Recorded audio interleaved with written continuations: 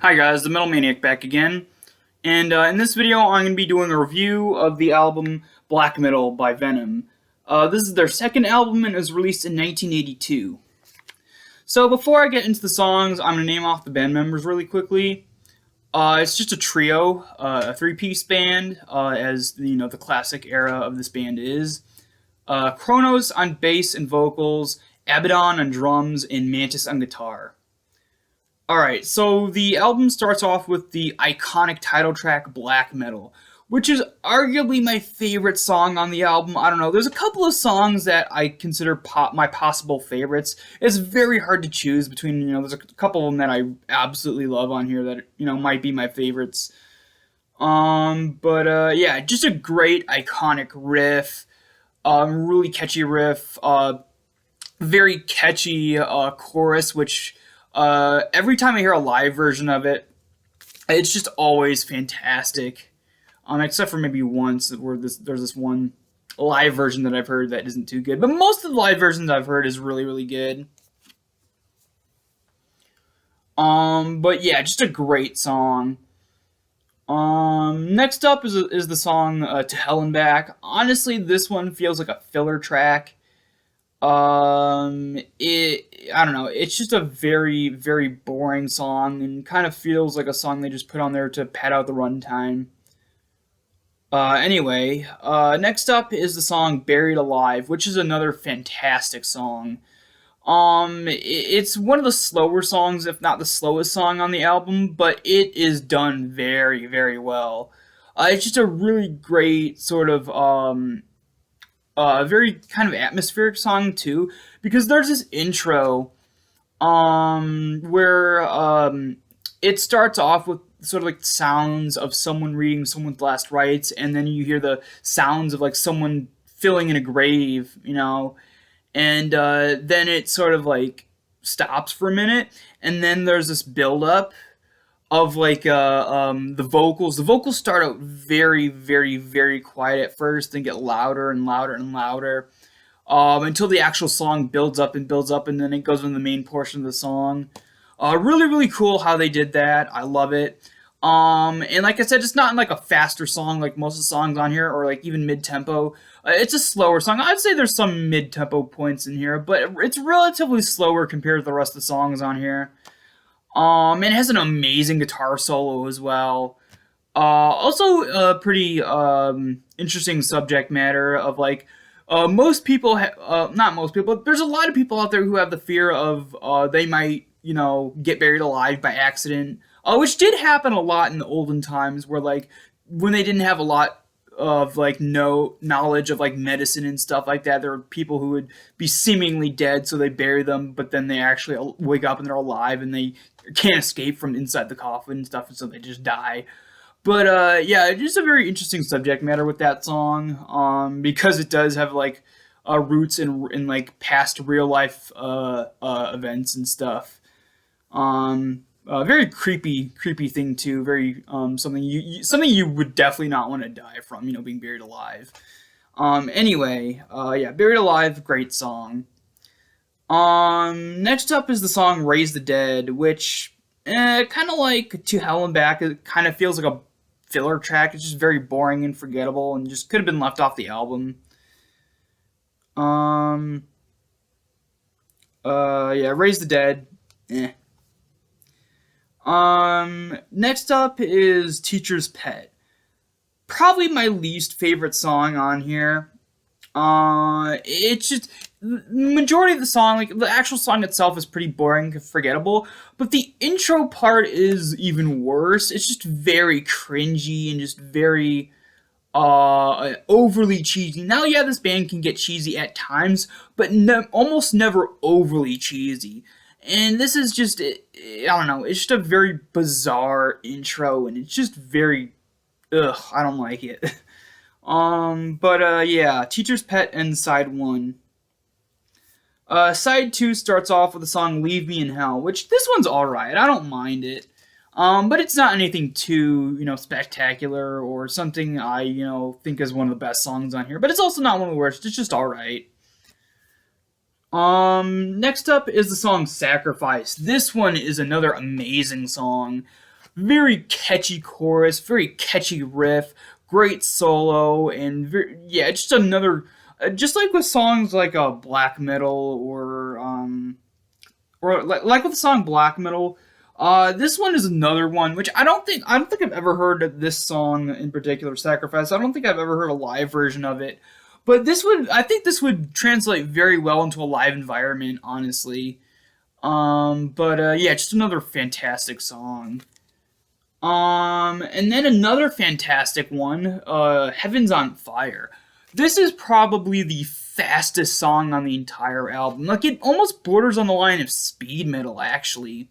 Just a absolutely fast-paced, face-melting riff, and a great vocal performance to go along with it. The vocal performance is like bang, bang, bang, and bang. Like, it's super just fast, just as fast and furious as the actual riff itself. And yeah, another amazing guitar solo as well. I think this album has some of the best guitar solos of Venom's entire career. Um, but yeah, just another amazing song. Next up is another great song, Countess Bathory, which is so Countess Bathory is actually most people's favorite. Or it's either the title track or Countess Bathory, which is most people's favorite off of here. And I can understand why, because it's a fantastic song. Another great riff, another great, chorus, solo, or no, there's not really a solo on this one. It's sort of a slightly different riff kind of thing is in place of a solo, which honestly, usually a song for me, if a song doesn't have a solo in it, it's just kind of structured weirdly and I don't like it. But honestly, this is one of the few times where there's no solo in the song, but I don't care because it's still great to me. It's still a great song without one. But yeah, just another really good song. Or sorry, another really amazing song. And then next up is another amazing song called Don't Burn the Witch. Yeah, just another great song with just the similarities of great solo, great riff, great vocal performance. Yeah, just another amazing song, and I think I've heard a live version of this. Actually, is there a live version on this live album? Yeah, okay. I might have heard that version. I might have heard a different version. I'm not entirely sure. I have to, listen to this live album. But I think there's a live version that I've heard before. Anyway, but yeah, just another great song. And then the next song is called, the last song, and it's not really a song. It's called At War with Satan, which is an introduction, sort of a preview for their next album, called At War with Satan.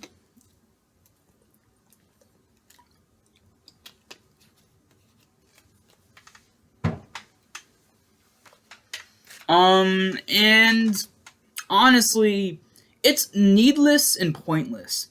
Why have a preview for your next album when you could just put this on your next album? And it's a spoken word introduction, so it would have been perfect for the first track on that At War of Satan album.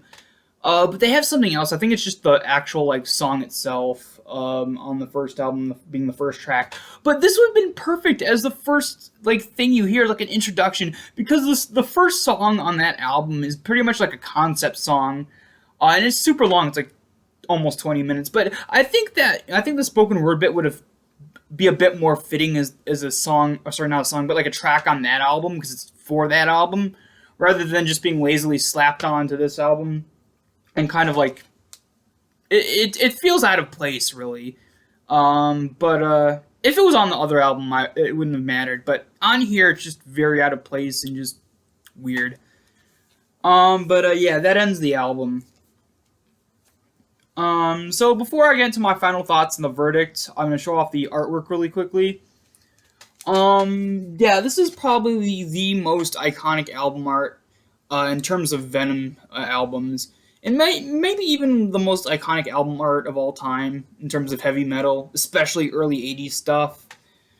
Now this is actually a variant not many people are used to, because many people are used to the version. Now it does say black metal. It has the album title, but it's black words on a black background, so you can't really see it that well. But most people are used to the black metal title being in white, so it's a lot more visible.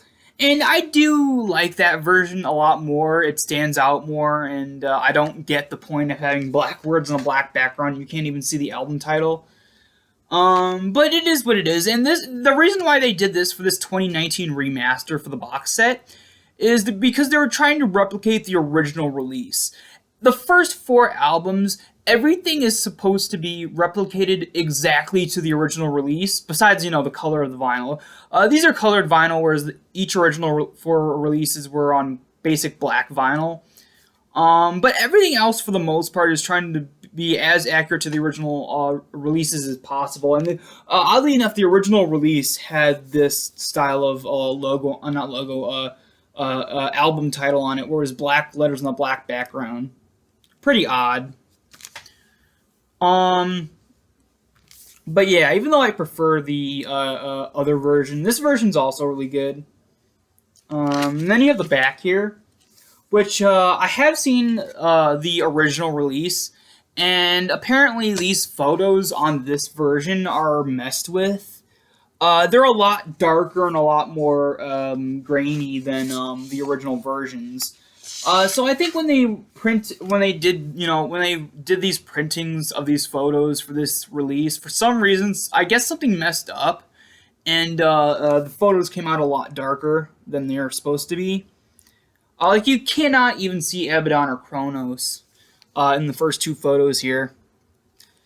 And besides that, you get this like weird looks like it's just gibberish, but I don't know. I don't know if this is an actual like foreign language or something, but to me, I don't know. I can't tell. Although it looks cool, but I don't know if it actually means anything. It could be just some made up gibberish. What's...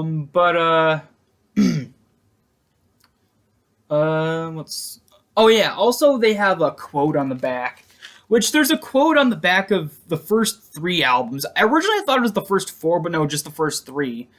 I did forget to read the quote off the back of the first album when I did that review of Welcome to Hell, which I might as well just read that first and then get to this one, just because I forgot the first time around. So with the first album, the quote says, "We are possessed by all that is evil. The death of your God we demand. We spit at the face of the Virgin you worship, and sit at Lord Satan's left hand." And then it says, "To be continued," which it is continued on their second album, which is the one I'm reviewing right now. This one says, "We drink the vomit of the priests, make love with the dying horror. We suck the blood of the beast and hold the key to death's door." Which you would think these are song lyrics, but honestly they're not. Perhaps they're song lyrics from songs that were cut from the albums and just were never actually, recorded. I don't know, but, it fits the vibe of these albums very well. These quotes are basically, match the sort of imagery and stuff like that of these Venom albums.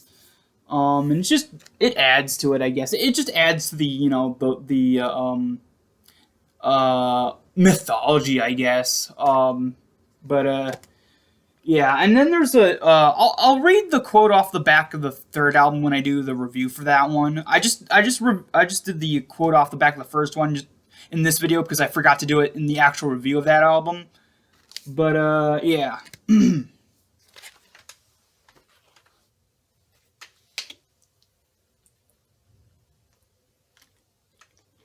Oh. Almost lost the cover to the water bottle. Anyway. So overall, I'm gonna give this... I'm gonna give it a slightly higher rating than the first album. I'm gonna give it a... I think I give the other album, the first album, I think an 8.9 out of 10. I'm going to give this an 8.9.5 out of 10. I think it's slightly better. Even though I personally like the first album a bit more. I do still like this album. I do still like that album a bit more, but I do think this album, technically speaking, is slightly better than that one. But yeah, it's a 8.9.5 out of 10. It's just another great album. Uh, and yeah, I know now why it's one of the most legendary albums, because it is great. But yeah. Alright, so that's it for this video. Hope you guys enjoyed, and I will see you all next time.